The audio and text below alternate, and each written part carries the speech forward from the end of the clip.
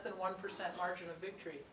And so I began my political career, as I said, with a certain humility that comes with having lost 2 races before you ever win any.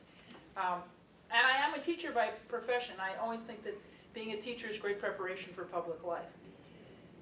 You have to relate to lots of different constituencies, not just your students, but their parents and the administration and the community in which the school is located. You have to have a grasp of the issues of the day and be able to translate those issues into language that ordinary people can understand. You have to be able to be a public speaker, which of course teachers are. So there are lots of, and you have to be honest with people. And you know, one thing I learned being a teacher of teenagers for 10 years is that you really got to be honest with the young people in your classroom, because they can smell a phony mile away, right? So if you're not honest with them, you're going to have a lot of trouble. So I think those years in the classroom were very good preparation for public life that was ahead of me. And I just want to say that the place we are in Illinois is pretty extraordinary. There are 50 states in the country, only 2 don't have a budget. 2 out of 50, and we're one of them. The other one is Pennsylvania. So that in itself, I mean, the basic function of government is to decide what resources are going to come in and how you're going to spend those resources, right? That's the basic function of government. How are we going to get the money to do what we need to do? And we're not doing it here in Illinois. And you know, I would encourage, what I always say to people, you know, talk to your state representatives, talk to your state senators, you know, communicate to the governor about how important it is that we have a state budget, that you're counting on them to provide the leadership that the state needs. They've got to hear from everybody that this is important to us. And what you've seen is, you know, Lutheran Social Services, which provides services to people across Cook County, laid off 750 people and closed programs because they weren't getting the reimbursements that they were expecting from the state. They deliver services on behalf of the state, and the state wasn't paying them, and they couldn't continue to fund those programs.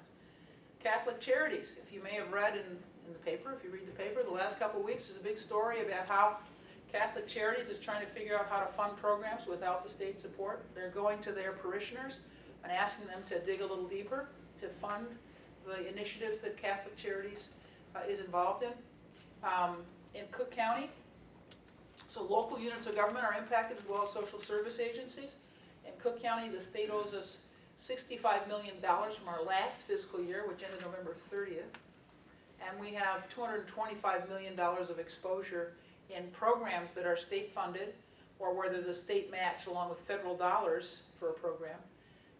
Or there are federal dollars, that pass-through dollars, and they're not coming to us because there's no state budget, for this fiscal year. So local units of government across the state, as well as social service agencies, have been heavily impacted, not to mention, you know, the families that have autistic children and can't get services for them, or the senior citizens who can't get home health care provided by the state as it's been in the past. So this is a nightmare for us, and I think it's important for us to share that with our elected officials.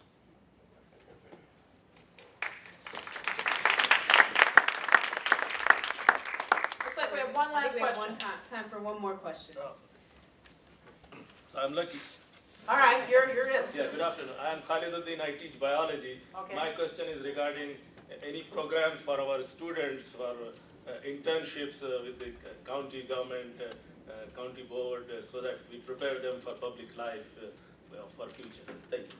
We have a bit of an issue in government, and that is political hiring. So we have a consent decree with it's called the Shackman Decree, and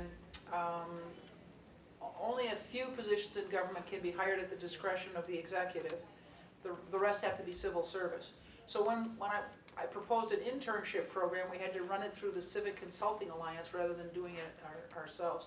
And it was for people who had graduated from college.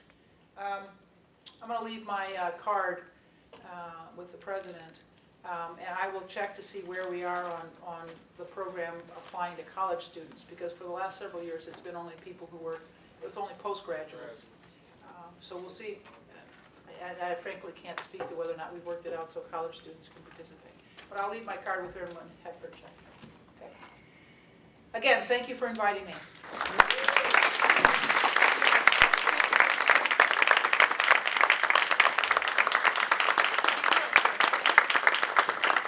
We have a quick gift for the president.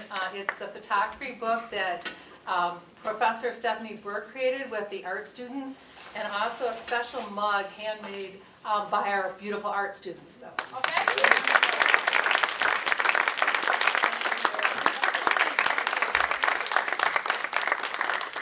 Thank you. Thank you. So we just want to say thank you all for coming. We're going to have a reception with food. We also want to thank President Preckwinkle. Let's thank her one more time.